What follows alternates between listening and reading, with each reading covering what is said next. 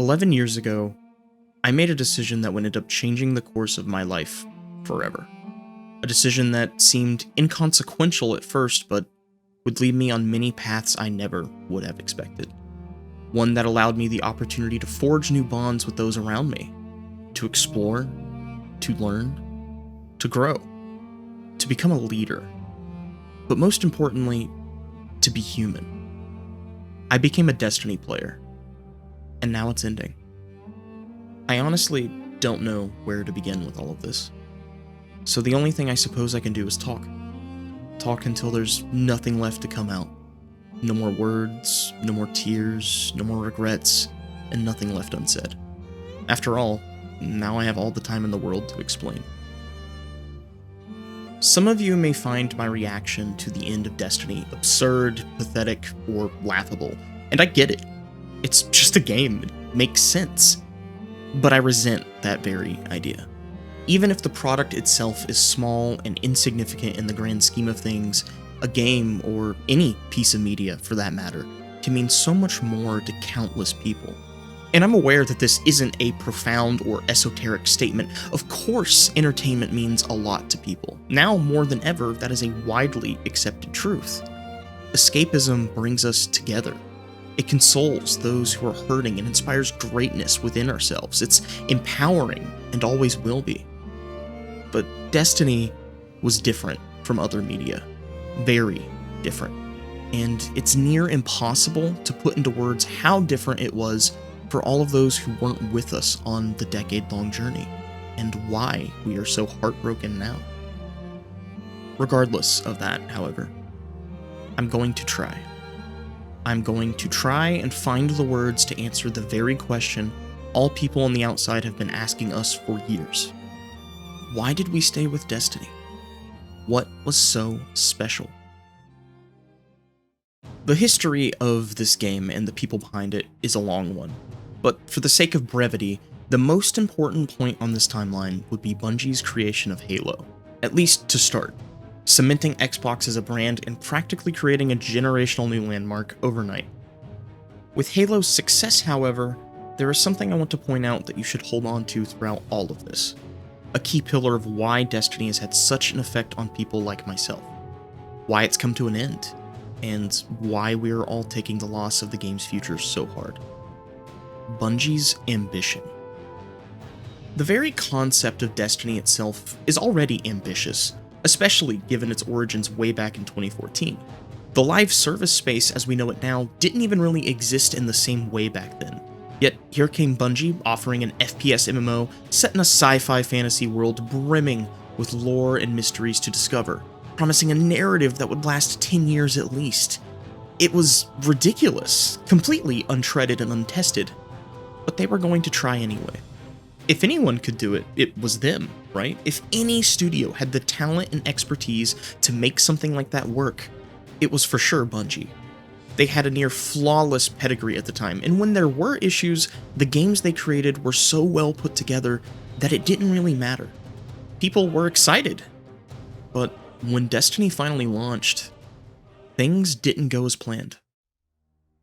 To explain what went wrong with the game's original release would be a massive undertaking worthy of a video on its own. A rewritten and disjointed narrative, a team biting off more than they can chew, underdeveloped mechanics, the list goes on. So instead, I will just say this. Vanilla Destiny was a world that held monumental promise and best-in-class gameplay with very little of interest to do in that world. It was boring. It was unfinished. The scope didn't match the grand space opera that was promised, but through all of the cracks, you could see it. Small but powerful glimmers of what could be. And that's what kept people from completely walking away. The story of Destiny starts in 2014. In our 2014. One day, a godlike being, now known as the Traveler, appeared over Mars without explanation. This paracausal entity was terraforming the planet, blessing it with rain. Using this god's blessings, humanity entered a golden age of prosperity, expanding across the solar system, tripling their own lifespans and making new technological advancements for mankind.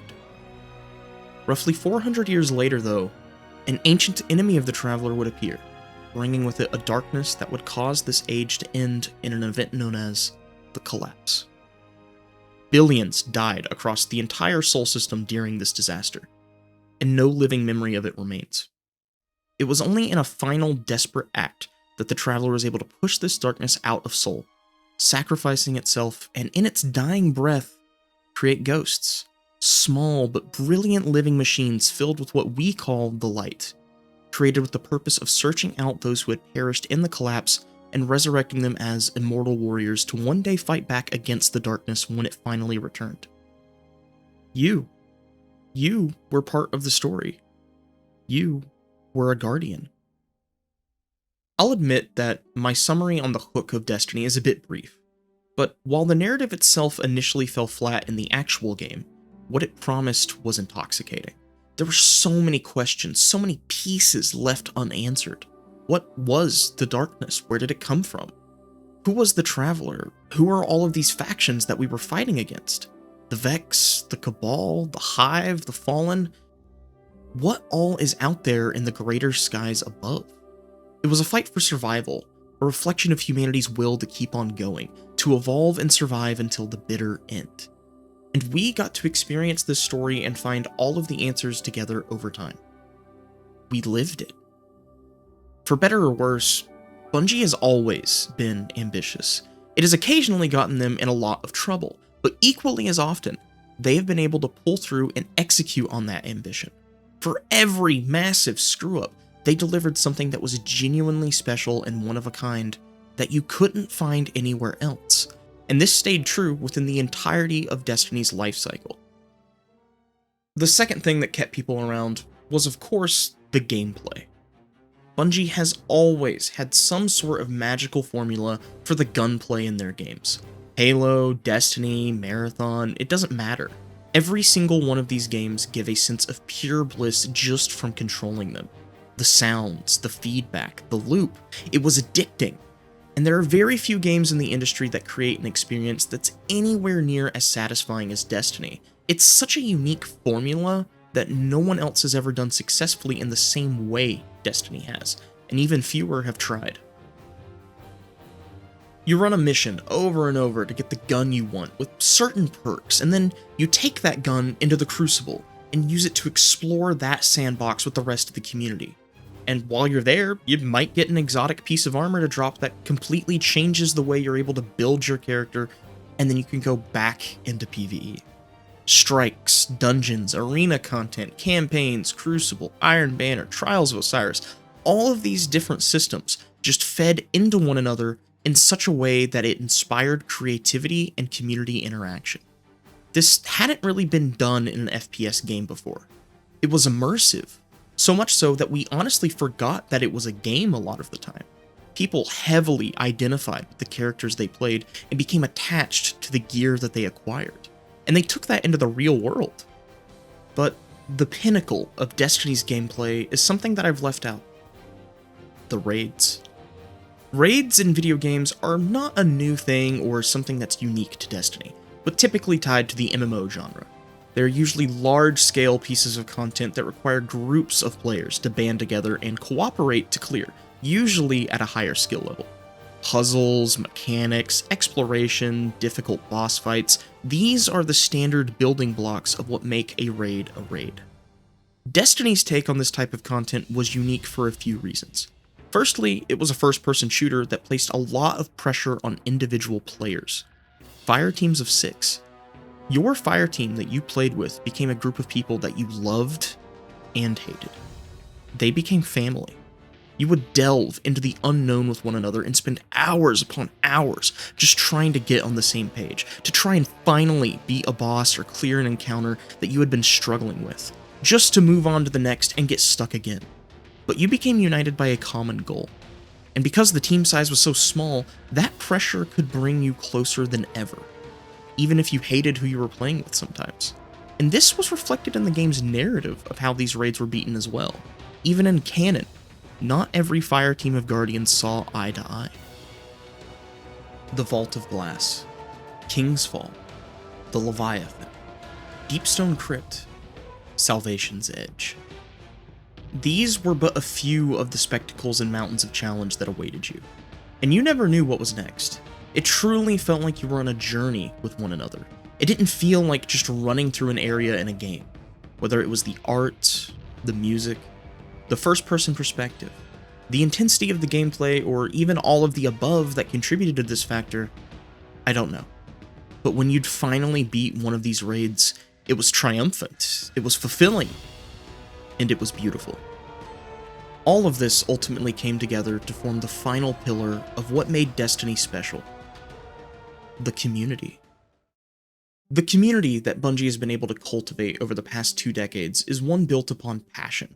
And while this isn't unique to Destiny, I've genuinely never been a part of or witnessed a community that is as wide-spanning and passionate as this one.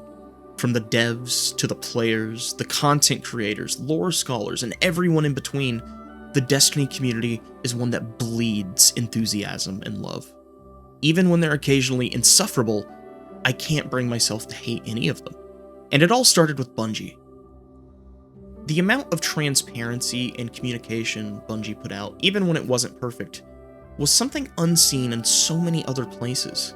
Community highlights, movie of the week, artist of the week, the Bungie Foundation, all of these things allowed anyone and everyone who engaged with Destiny to come together, even if only for a moment.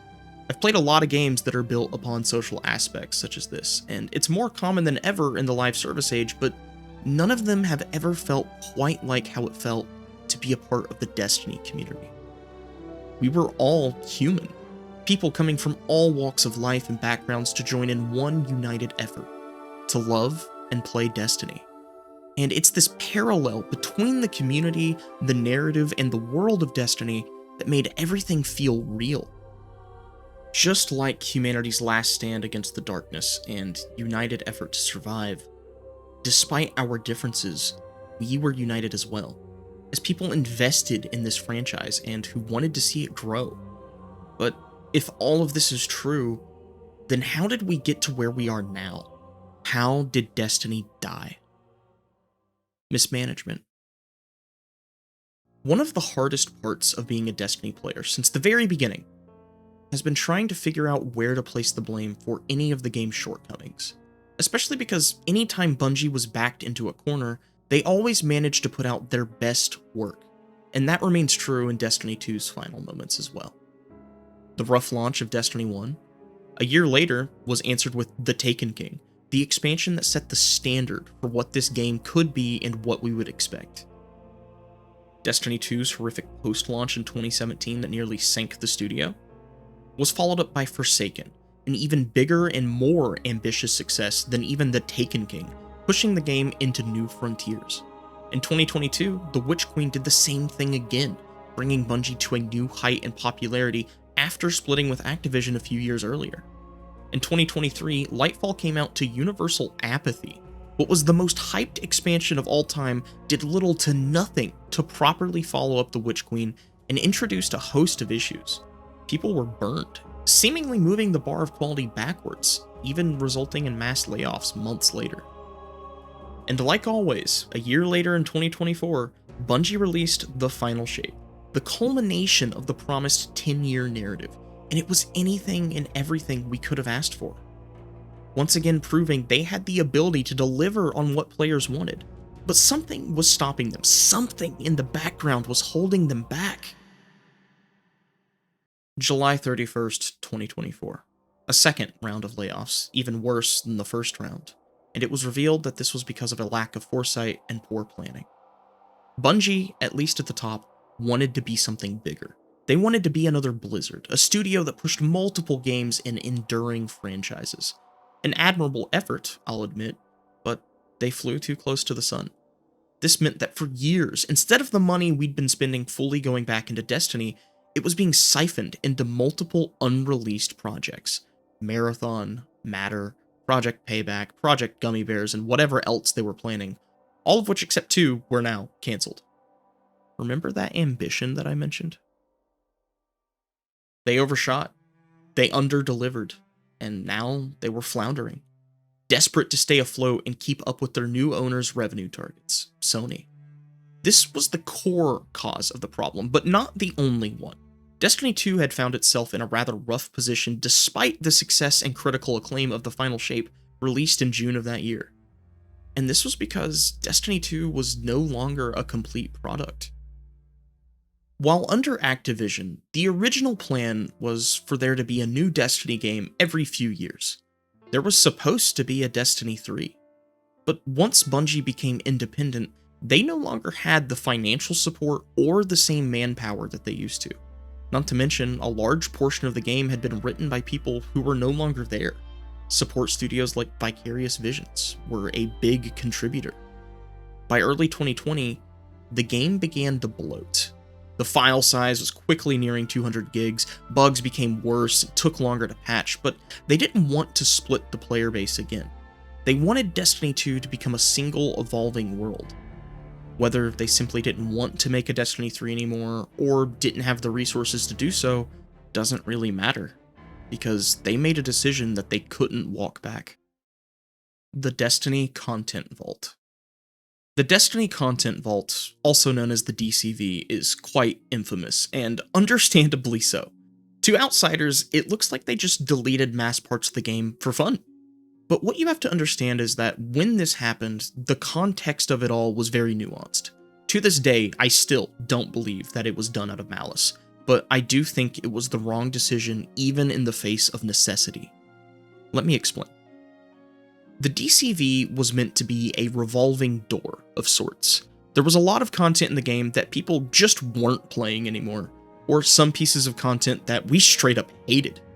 The idea was that every year, some content would move into the DCV to save space, and some new and old content, including from Destiny 1, would come into the game, cycling through in a loop of new and old refreshed content, a way to keep the game running for as long as possible without having to make a brand new game. None of it was supposed to be gone forever. It sucked, but it felt like a necessary evil given the situation. They were independent now. This was the price we paid to finally be free of Activision. At least, that's what we told ourselves. And to their credit, all of the expansion content that would be vaulted was made free to all players before it left.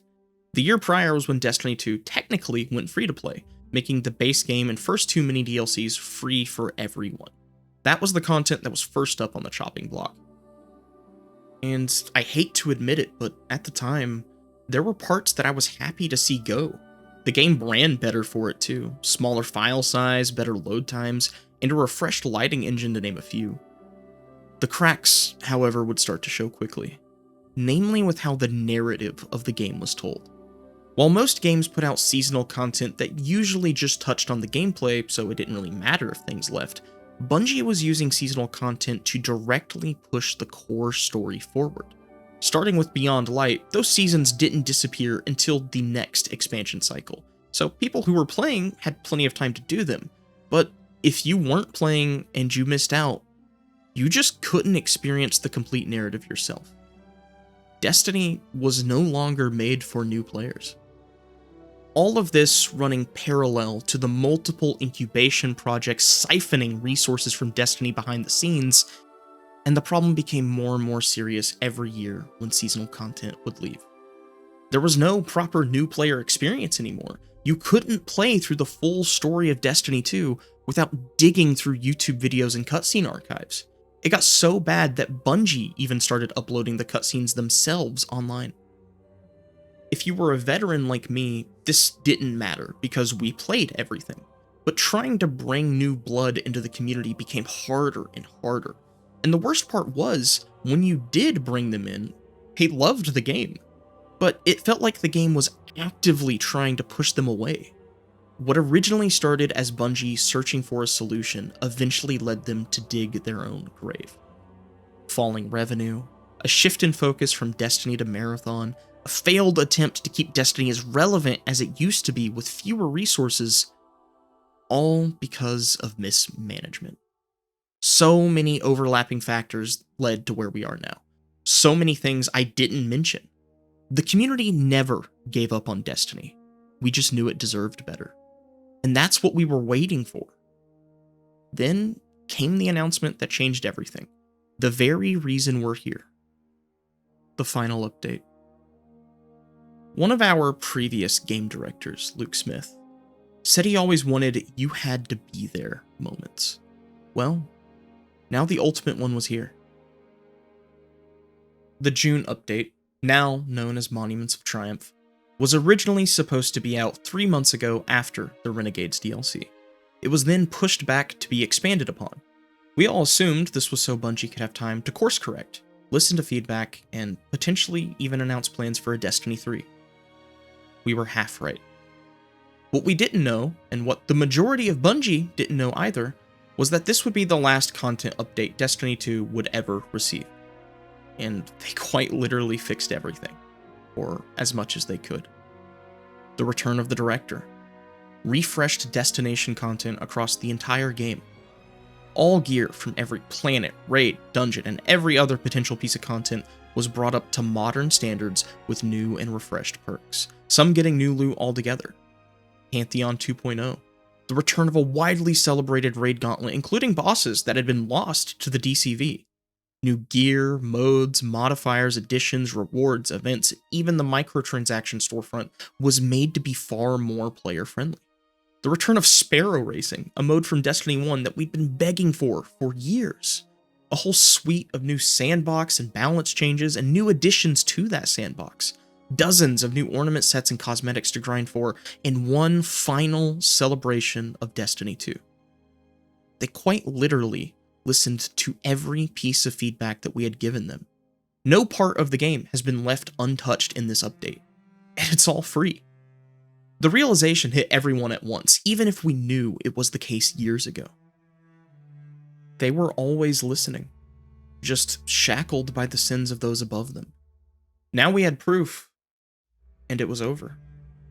The only thing keeping the game from quite literally being perfect was the missing narrative content locked away in the DCV. They were right there. They were so close. And then management forced them to throw in the towel, right when they were getting back on the path they always needed to be on. But now, it's done. And there was no promise of what the future may or may not hold. But something else came with this announcement as well. Something unexpected. Call to action. There have been plenty of games over the years that have ended or gone without sequels. This isn't a new phenomenon, but never in my life have I seen so many people from all over the industry come together to protest the end of Destiny, to demand that Sony and Bungie develop a D3. Players, community managers, developers, voice actors, even people who haven't played in years came to mourn the loss of Destiny, of a space that once brought us all together. Everyone came together to grieve and to fight back. 40,000, then 80, then 150, 200, 300,000, and counting. Where others may have accepted the end, the Destiny community refused to take it lying down. Even if it did nothing, we were going to make sure we were heard at every possible opportunity. Guardians truly do make their own fate. This game was the catalyst that allowed me to bond with so many people. We all met through different means, but we all had one thing in common: Destiny. It was the glue that held us together, and it only strengthened over time. If this is something you've never experienced in any capacity, then there's probably very little I can say or do to explain what myself and everyone around me in the community is currently feeling, and why it matters so much. For that, I'm sorry. I really wish I could. We were part of something bigger than ourselves, and we didn't even know it. The worst part, though, is that the journey's over, and anyone who wasn't there can't retrace those steps. Not in the same way we did. The ride is closed. We lost friends along the way. We learned how to heal from our mistakes, even the most horrific ones. We learned how to carry on and forge our own path ahead.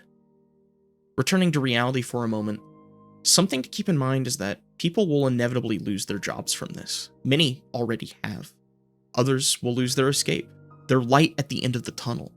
This video is one I've been meaning to make for the past year, but I didn't want it to happen this way, to come at this cost. I hate how the death of something that has meant so much to me and countless others was the very thing that kicked me into gear. Watching it all come to an end, the past 11 years keep flashing through my mind, so much of it nothing but an echo of what's been lost, what was found, what returned. It's like watching my own life flash by, a chunk of it now missing, now dead. I can't help but cry, not because it's over, but because of the circumstances of that end. It feels like an allegory for everything in life as I look back at it all. Every human emotion, every story told, every problem we faced. It was a fictional creation emboldened and shaped by the real-life struggles of the people who made it. Devotion, bravery, sacrifice, and death. It was something more. A continuation of our real world in an alternate reality where we were all the protagonists. Accept stillness? No. I won't. I never will. So if this is really how it's going to end, if we truly may never get anything else from Destiny or anything else like it, then fine. So be it. I'll fucking do it myself.